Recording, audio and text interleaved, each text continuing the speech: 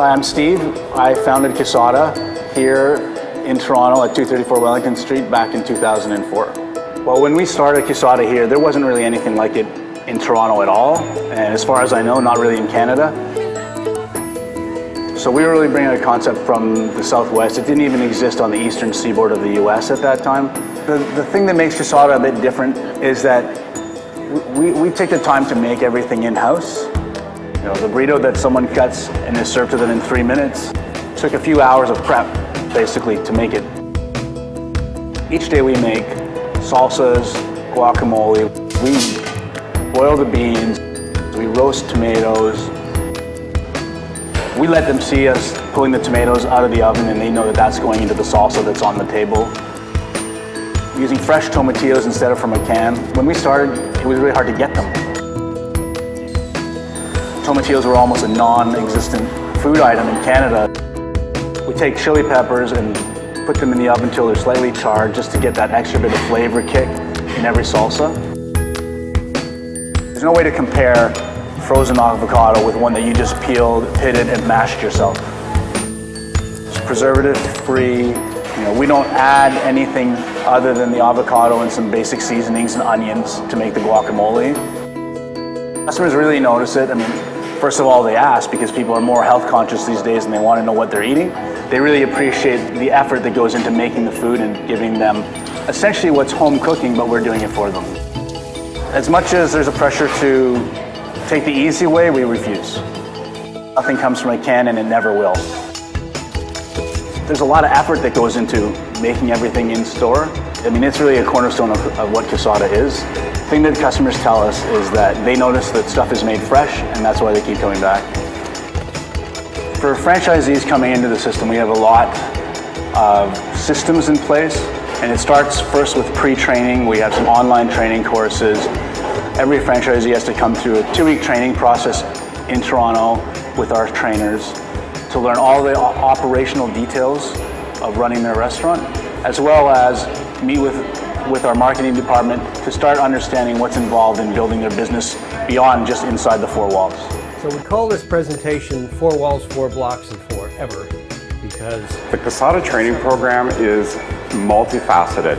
We teach our franchise owners how to be an employee, and we teach our franchise owners how to run a business. The other thing about well-trained staff is that employees don't leave jobs they love. And if they're well-trained, if they're confident in what they're doing, they're going to want to stay with you. From there, they're going to open their restaurant, and we give support from our area developers and our corporate team in the restaurant in training to get your staff up, ready to go, to treat your guests with great service. A day in the life of a franchisee. First of all, a franchisee wears many hats. First and foremost, they're running a restaurant that has to make every guest happy. But to be successful, they're also running a business. So there's a lot that goes into that besides just making food and serving food. A well-organized day is really the key for a franchisee. So getting in a little bit before the staff, doing some checklists, taking sort of an inventory of what happened the day before and what you need. You do a bit of planning at the beginning of the day and it saves a lot of headache. By the time 5 o'clock, 7 o'clock, 9 o'clock comes around, everything is done. For a franchisee to succeed, it's very important for them to be cognizant of the fact that their business is always evolving and they always need to be attracting new guests because there is a certain transient nature. People move, they change jobs, and there's 2 cornerstones of that. One is just maintaining a great guest experience from the service to the cleanliness and the food inside the restaurant. And then the second part of it, once you have that done, is getting out of the restaurant and letting people know your story, letting them know who you are, letting them know what you serve. Hi there, we're promoting our catering menu. Would you like to try a mini burrito? Is there an event in the neighborhood? Is there a new building that I can go and approach and invite new customers to the restaurant? Building sales is an ongoing process for franchisees. I think that's something that's often forgotten is that they open the restaurant, they serve customers, and if they do a great job of that, you know, they have a decent chance of success. But to really take it to the next level, they need to get outside of the restaurant and essentially, I call it like be a mayor of the community. Just be the guy shaking hands and rubbing kids' hair and just saying hello, and people become essentially your friends. At the end of the day, there's lots of choices. So personal connection is your strongest way to keep customers coming back. So enjoy the flavor, please.